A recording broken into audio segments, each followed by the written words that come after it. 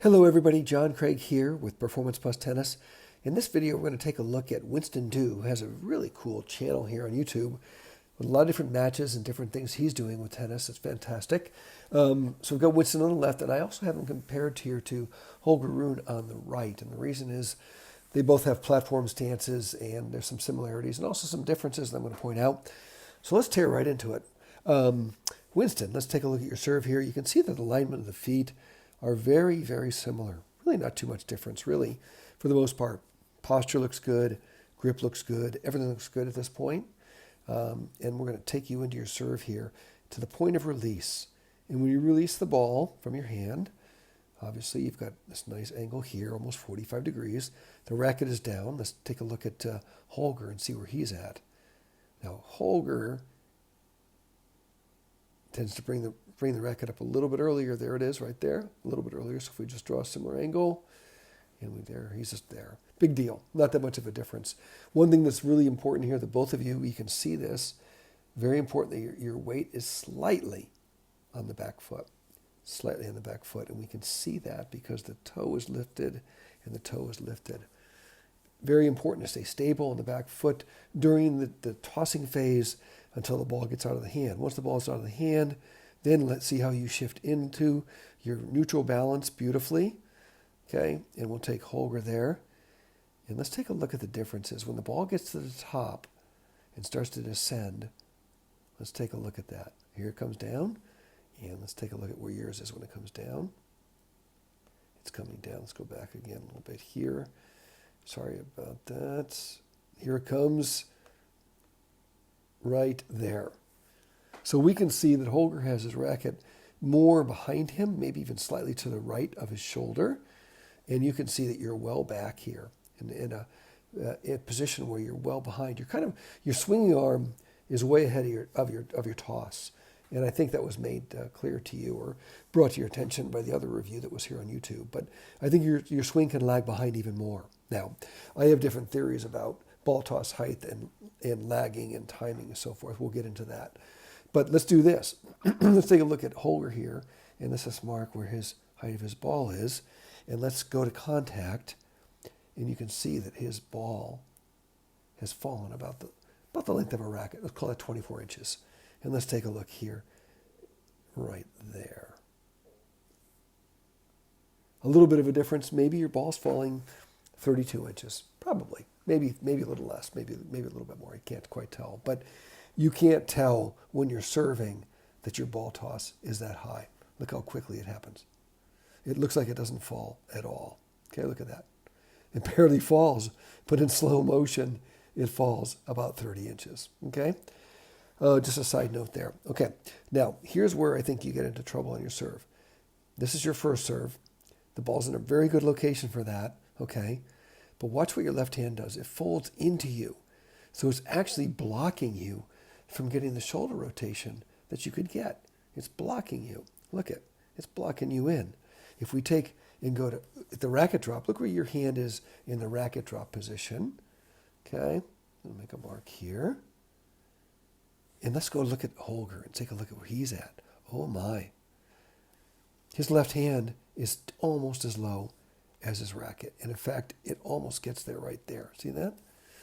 So your left arm is not really acting as the tool that it needs to be to really create the shoulder power and the shoulder rotation. So it's blocking you prematurely. It's not letting your shoulders rotate athletically. So it's really depleting you of some power. Okay. So if we just take a look here and we just see what the left hands are, this is a big deal. Okay. And that's really depleting you. Even though you've got a great swing, it's holding you back from having the power. You know, you've got excellent leg drive. This position, by the way, even though I know that the other coach complained about it, this is beautiful. I mean, yeah, there are pros that get their hand below like we see over here, but they're professionals. And, I used to get parallel there with my forearm too, but I don't anymore. I'm not as mobile. I'm not as flexible. I'm not training like a professional.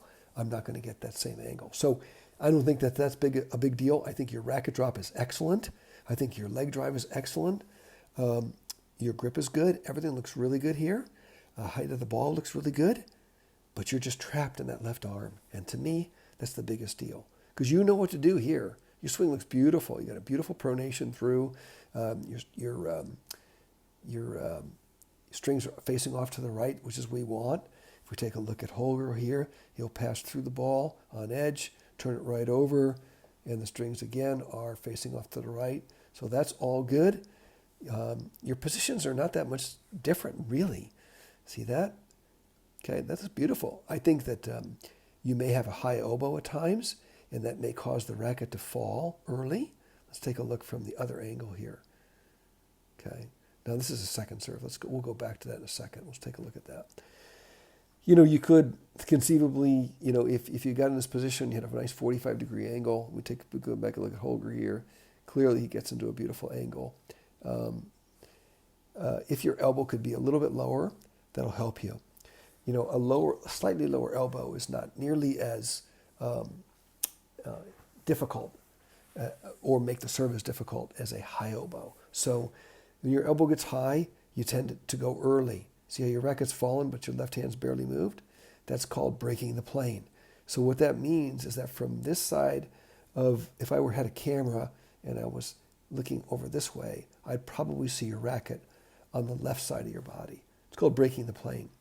If we watch Holger here, watch how his racket doesn't really go behind him at all. Look at it. It doesn't go behind his head. It falls behind him towards the camera. Look at that. Or towards the corner of the court. Look at that. It never really goes over here. This is a weak position. Right there is a weak position. And you can see it as you come around right there. It's not quite as powerful. See that? So I would work on a couple of things you could do here.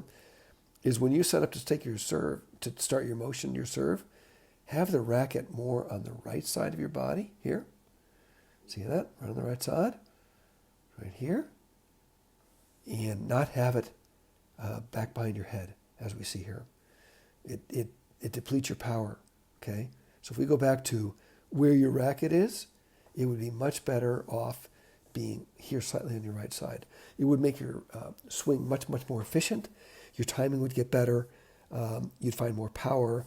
And if you get this left arm coordinated in there, boom, you're going to have a bigger serve. And your game is going to follow your serve to the next level. So I think everything else about your serve, you've got a lot of good things going on. We could just fine-tune a couple of things, and we could make a big, big difference. All right? Now let's take a look at your second serve here real quick. Now, clearly you toss this ball well behind your head, way back. And I think it's too far back, okay? Because again, but look at your left arm fold in. This is so fascinating. Look how it folds into you and actually blocks you. Watch. It blocks you right there, and you're stuck, okay? Now, you're a really good athlete. You've got great leg drive. Look at this great leg drive and athleticism going up into the ball here. That's so good. The problem is that the ball is way too much behind you. Let's stop right there. Take a look here. That is way behind you. So you're going to lack power. You can hit a big twister, a big kicker from there, but you're going to lack power overall. And it's just a little too far back. So I'd be careful about that. I think if you were in an alignment that's a little bit more above you, you could still hit a big kicker. You get more explosion, more power, and be in a much better position to control the ball. Okay? So that's my take on the second serve.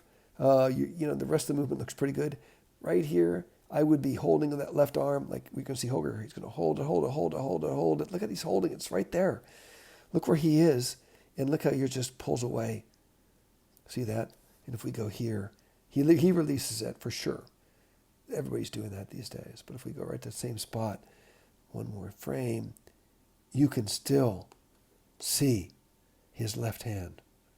Okay? We can see yours too, but it's way over here.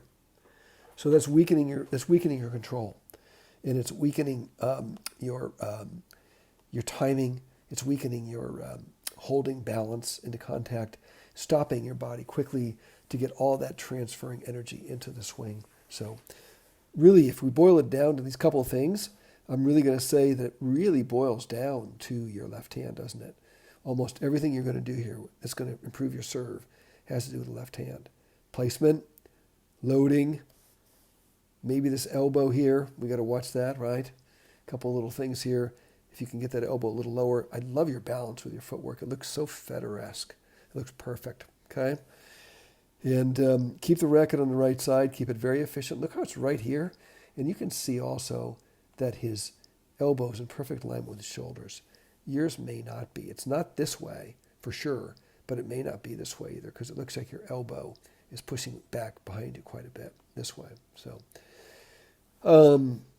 in the next up, the left hand cannot fold in.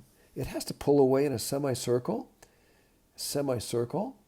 and that creates a pulley effect to get your shoulders to go from this 45-degree angle, which is maybe even steeper, to this one. Look at the angle of the shoulders is almost the same. Look at that, how he reversed that. But you can't do that if your left hand's blocking you. You just can't do it. Okay, so that's the biggest thing you could work on. Okay, so if you'd like to come to Newport Beach and work on your serve with me, I'd certainly love to give you a serve lesson. So look me up at performanceplustennis.com and let me know. So you can hit me under the contact field and I'll reach out to you. But thanks everyone for watching this video today. This has been fantastic. And if you like the video, please give me a like. Go ahead and comment down below. Subscribe to the channel if you've not done so already. We've got a lot of great things coming here at Performance Plus Tennis. Thanks so much for watching today's lesson. We'll see you soon.